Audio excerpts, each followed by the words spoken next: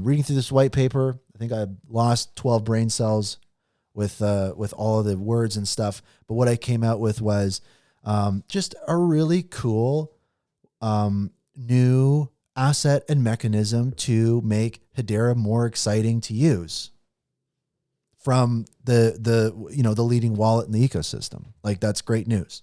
So what is it? So, and this is from the white paper. This is my, summary from the white paper. Go read the full white paper. Don't take my word for it. Not financial advice. Eat balanced breakfast and make sure you're getting enough water. Drink some water. So Pack token. This is the official utility token for HashPack.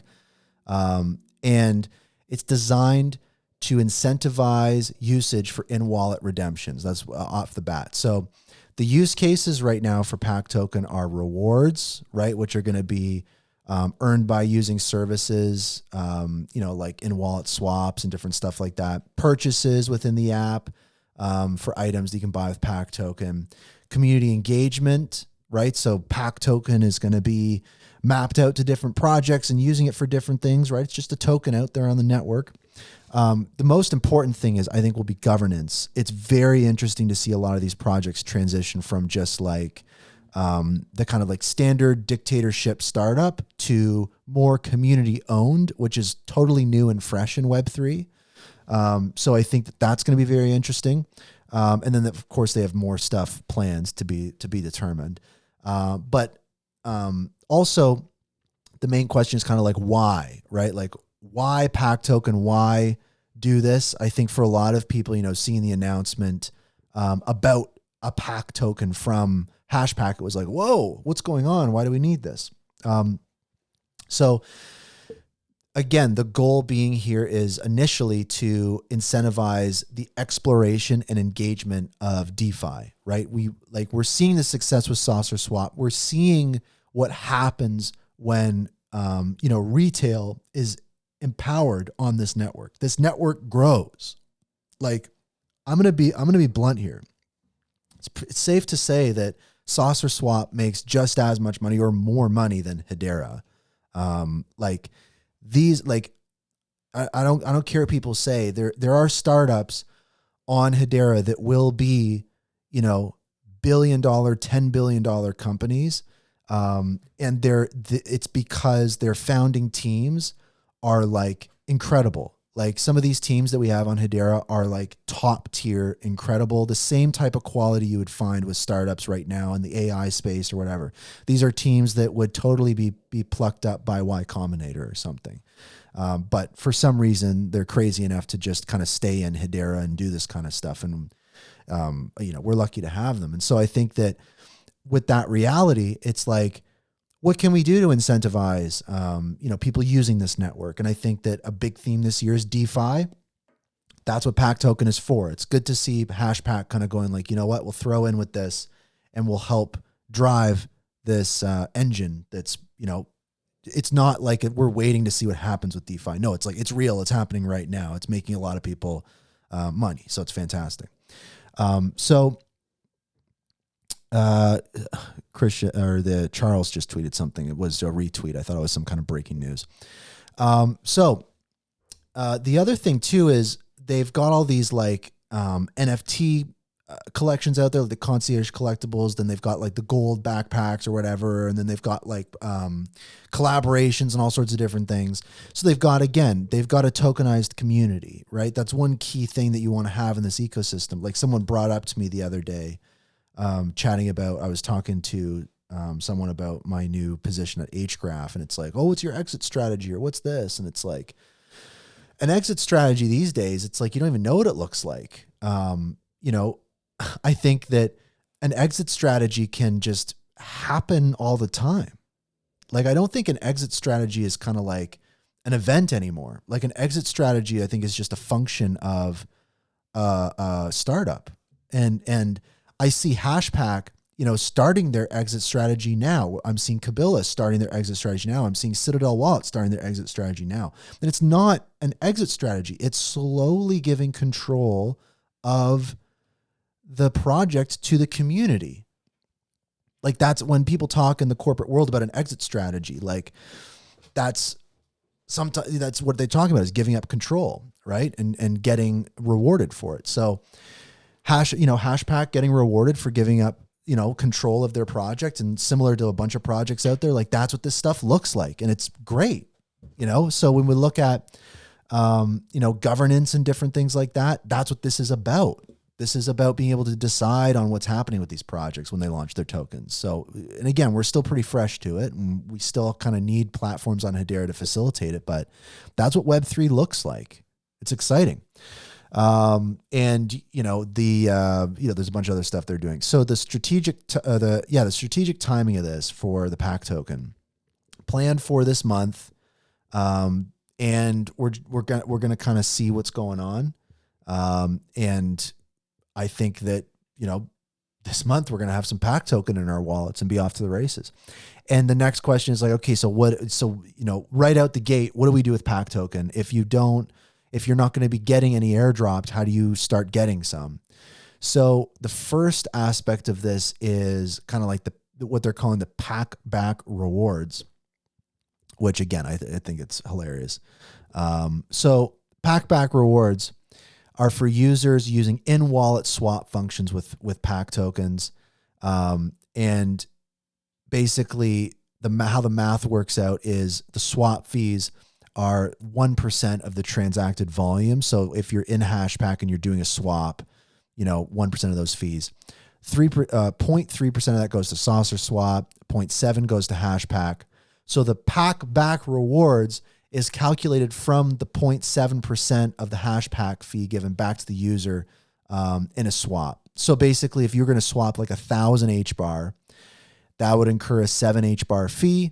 The user receives 1.75 HBAR worth in Pack token based on the 25% reward rate at launch. So that's, the math doesn't really matter. Basically, the mechanism is like if you're doing DeFi token swaps in HashPack, you'll earn Pack token. That's what this is about. Is like use the wallet, use the products in the ecosystem and earn the token, right? And I think that this is a mechanism that a lot of projects are doing or going to be doing that I think is cool. I think it's great.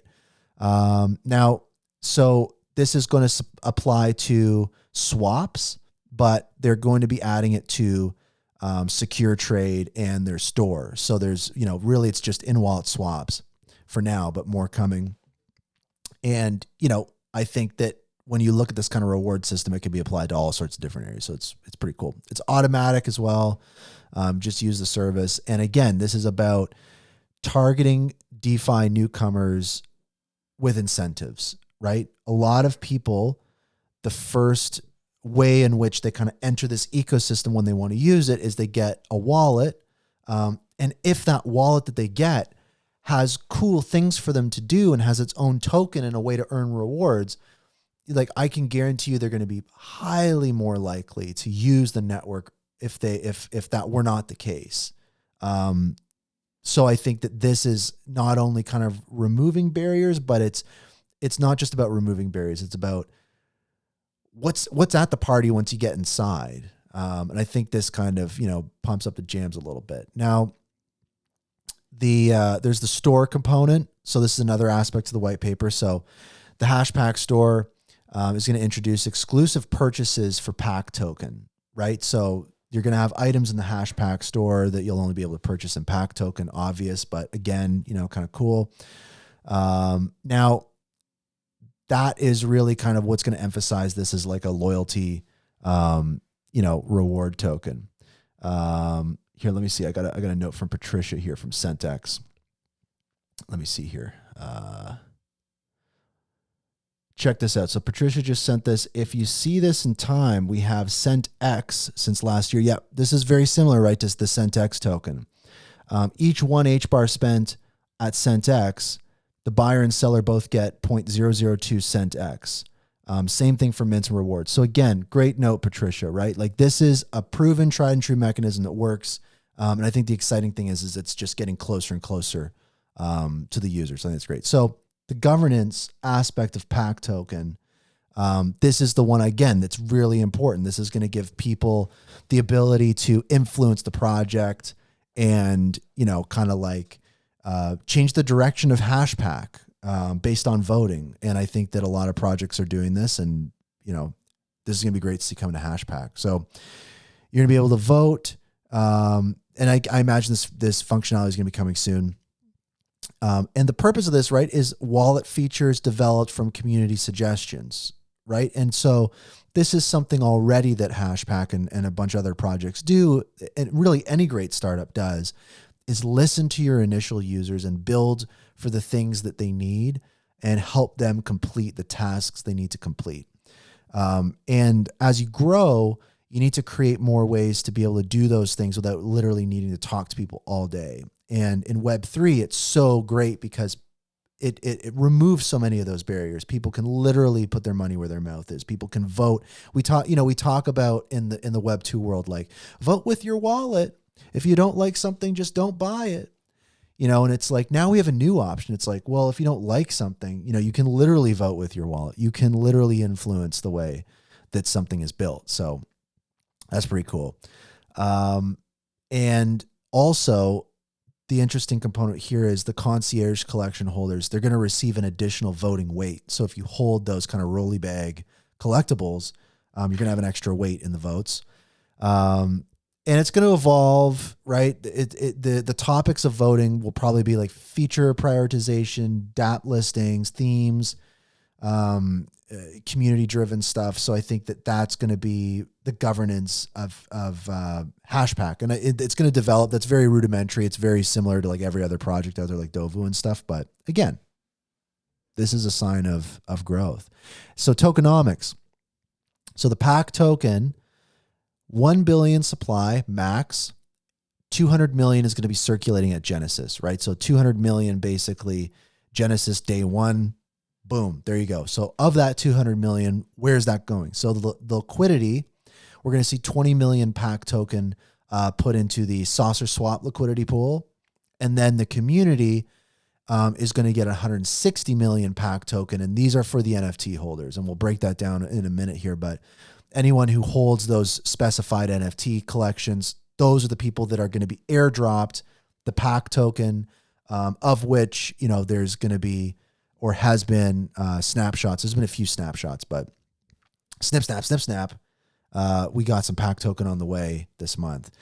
Now, there's also going to be 6 million set aside for marketing, 6 million set aside for operations, and 8 million set aside for core development, which will be managed by HashPack. So they're going to get some Pack token. I mean, HashPack needs some Pack token, of course. They're going to be busy. Now, when we look at the long-term investing allocation, it's, high level. And again, if you want to really take a deep dive, go into the white paper. But basically, community treasury will have 510 million Pack. The marketing, operations, and core development will have 100 million, 100 million, and 270 million Pack, respectively. So you've got the short term, the Genesis, the airdrop. You've got the long term, and then you've got the actual kind of. So how does this launch? How does this actually start taking off? And so NFT collections allocations were discovered in an undisclosed pre-snapshot to prevent speculation. So basically they took the snapshot of all that kind of stuff and then told people. So sometimes if you announce you're doing a snapshot, people can, be moving stuff around and everything. So this was like a little quick snapshot. I'm pretty sure it's already locked in. And then the vesting begins just before the Pack launch. So that's where everything kind of like gets settled in to the long-term vesting allocation. And then any surplus from unclaimed Pack goes to the community initiatives, and the vesting contract IDs and treasury IDs are going to be provided after they're created. So probably late April or potentially early May, we're going to have those contract IDs. And then it's just kind of set, right? 200 million Pack initial Genesis launch, 800 million Pack going into the long-term vesting allocation. The numbers are in the white paper, gave you a bit of a breakdown. So that kind of makes sense. When you really boil it down, it's relatively simple when you get it at a high level like that. And then the launch itself. So the token generation event marks the circulation of Pack token on exchanges with allocations for earlier supporters and liquidity pool creation. So that's like this genesis event of creating this pack token. And a really important part of this and having it on Saucer Swap is moving it through the Sentinel process on Headstarter. Headstarter has like this Sentinel platform that essentially like, you know, runs it through the gamut of different ways in which an asset needs to be de-risked. Like, and there's also, I think there's like dozens of different data points, and you can go on the Headstarter Sentinel stuff, but the pack token will go through that process. So it's going to have that base due diligence done that every other token has on Saucer Swap. So that's great. And then the token launch steps are initiating with a DAO vote on Saucer Swap for inclusion of the pack token. So going through the regular formal process, there's like a vote in the Saucer Swap Discord, and all those kinds of things. And then so the liquidity pool will be set up. Then there'll be a final snapshot of token holders to determine the Genesis pack distribution. And then launch day, liquidity is established via an HBAR and pack LP tokens. 160 million pack tokens are then airdropped to the community. So that's basically, it's like this tight sequence of events for the launch of this, which is, you know, get it on the exchanges, get the liquidity pool there, get all that approved, get the airdrop out to the holders, and just have this roll out. So I imagine that when we hit the pedal to the metal, it's going to happen pretty quickly, because HashPack is making it very clear in this white paper that although they want to move fast, they really want to get their ducks in a row and really line things up.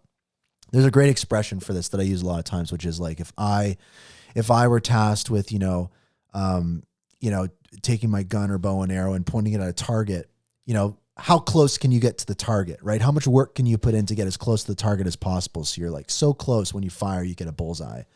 And that's the kind of sense that I get from HashPack, is like, they really kind of want to line things up and then move quick. So I'd say for everybody, you know, keep your ear to the ground, and I you know, there isn't like a ton to do. I mean, you kind of just sit around and chill and snapshots, and you'll get your airdrop and stuff.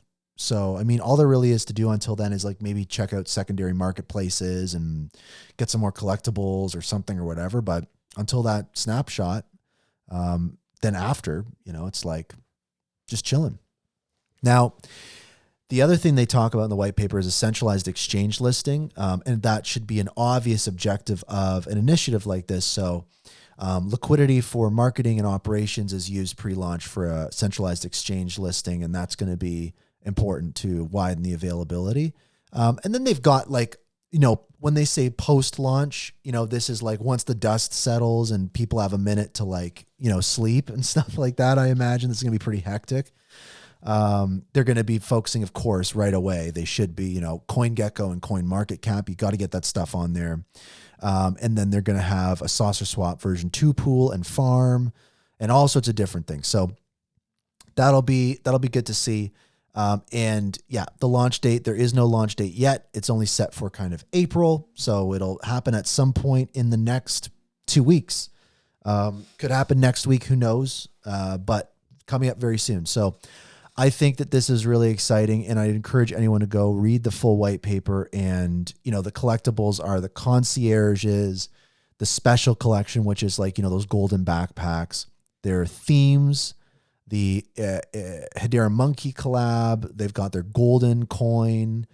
There's like an old donation receipt NFT as well. If you're an OG, you got one of those. So it's like, there's these different collectibles out there. And they're all going to, in the white paper, it says like how many pack tokens each gets, all those different types of things. Keep that in mind if you're going on secondary markets, but also keep in mind that snapshot date. I think the most important thing people should be that are interested in the pack token is watch for snapshots, keep an eye on things, whether they're going to give you a heads up or not. You know, don't be throwing HBAR around on a secondary marketplace. You know, if the snapshot's already been done. You know, don't do it. But that's the pack token. I'm excited for it. I just want to give people a bit of a breakdown.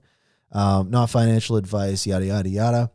I've got my concierge collectibles packed, and we'll have to see we'll have to see what happens. But, I think that in general, pulling back a little bit, shout out to HashPack. We talk about projects doing real things for the network right now and have been doing that stuff for the network for literally for years. HashPack is one of those projects that this ecosystem has just required, and we do require them. They're the heroes of the ecosystem. And then pulling back even further, the wallet ecosystem within itself, as this network grows, the wallet ecosystem is just starting to get more diverse. All sorts of different participants trying different things. So I think it's, amazing. So yeah, all good stuff. I think this is all good stuff. The only bad thing could happen if I can't even think. It's so funny. I was like, what worse could happen? It's like, I can't even really think of anything right now other than being on the precipice of a bull market and having things, bottom out. But what I can think of that's amazing is, again, supporters of the show. We're almost through. I just have a couple more stories to talk about. Appreciate everyone listening. Shout out to everyone listening. We got,